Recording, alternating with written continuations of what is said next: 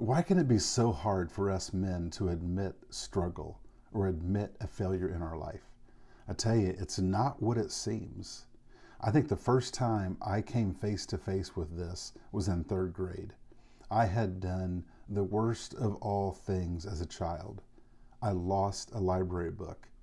And the day finally came where the teacher approached me about this. And I still remember sitting in this desk. The desks were side by side in rows. I was in the middle of the room, and she was asking me, "Where's your book?" I just stood there and stared. I never said a word, and she kept asking and asking.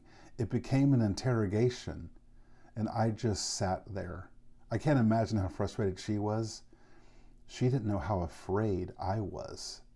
I didn't even know why I was so afraid. It just seemed that if you lose a library book, it is the worst thing you could ever do, and there's no coming back from that. Why is it so hard for us men to admit failure, to talk about struggle? People tend to think it's because of pride. Well, he's not admitting it because he's just got so much pride and doesn't want anyone to know, and he just wants to keep his habit. He wants to keep on gambling or drinking or whatever he's doing. He just wants to keep his habit, and out of pride, he doesn't tell anybody. I think that is very, very far from the truth. I think the reason men have a hard time confessing struggle is fear. Fear of what, you say? Three things. Number one, the fear of how people will see him after he confesses. I lived with that for many years in my life. I felt like if I admitted to you the struggle I had, you would see me through that lens. Instead of seeing me as someone who's valid, instead of seeing me as someone who's a leader that's capable, instead of seeing me as a good man, I feared that people would only see me as a man who had a struggle. And I gotta tell you, that horrified me. It horrified me to think that if I walk into the room, people are going to be wondering, oh, is he still struggling? Does he still have that problem? That sounded horrible. Second thing that I think we fear is we fear that our habit or our problem will never change. You see, if I admit to you I'm struggling with something, that immediately puts me into a place of accountability to change it. Well, if I have no hope for changing my habit or behavior, then I can't say anything. Because if I say something, I have to change it. If I believe it will never change, I'm stuck. I can't say anything. Here's the third reason that I think men struggle confessing struggle. I think it's because we feel that if I tell you my struggle, if I tell you my failure, it feels like I'll have to spend the rest of my life atoning for it.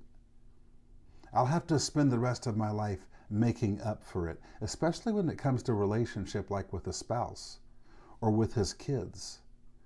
A man feels like, well, if I admit to you this problem I have, if I admit to you what I did, then you're going to hold it over me the rest of my life. And the rest of my life, I'm going to have to apologize and try to atone for what I did. And that sounds awful. And so the option then for the man is just to spend his life pretending the thing didn't happen instead of confessing the thing that happened. I remember when I was in high school, English class, we were reading the Scarlet Letter. We were supposed to be reading the Scarlet Letter. I didn't read it, but I remember the discussion in the class.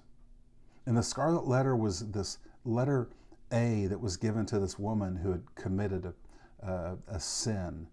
She'd committed adultery. And the thought of that stuck out to me. I was just a shy high school freshman.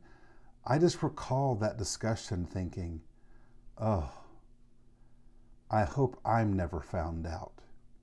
I hope that never happens to me. And I think that's the great fear of all of our lives, is that if we have some kind of mistake, if we admit it, for the rest of our life, we have to live with this scarlet letter, and everyone sees it and everyone knows. There's the person that could have been, may have been, but will never be who they were made to be because, aha, they did that thing. My friend, we've all done something. We all have struggle. To be human is to have struggle. I researched right before this video and found out that in that book, this scarlet letter that was a symbol of her shame and her failure became a symbol of her calling. This is why confession is so powerful, is the thing that seems to be the great symbol of our failure in life can become a source of calling for our life. I want to encourage you that you don't have to spend the rest of your life hiding and pretending. Instead, you can actually be the man you were made to be. I am certain of that. And I think the only step that is oftentimes missing for men is we don't have someone to talk to. We just need one person to talk to that won't judge us. Someone to talk to that if we tell them our failure, they'll look past the failure and they will see our gift.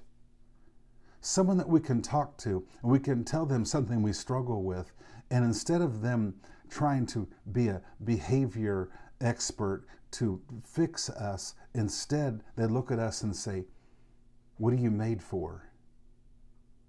There was a time in my life where I finally confessed as a man. I was in my upper 40s, and I called a man and I said, "Here's what I struggle with." And I talked to him about how I struggled with it for most of my life. But I saw the struggle wrong the whole time.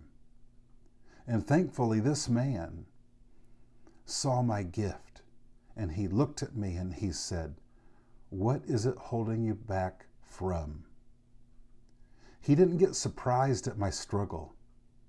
He looked past my struggle and he saw my purpose. He saw my gift. And he didn't point at me in judgment. He pointed at me as if to say, "What's in here that's a gift for the world? Are you going to give it?" This is the conversation that every man needs to have with someone just like that. Because the struggles and failures of your life can be transformed from this symbol of shame and regret and guilt. And instead, everything that's gone wrong, any way that you've messed up, when we confess, it can become a sharpening stone to the sword of our purpose. And instead of living our life to hide and pretend who we are, we can really be alive and bold with who we are.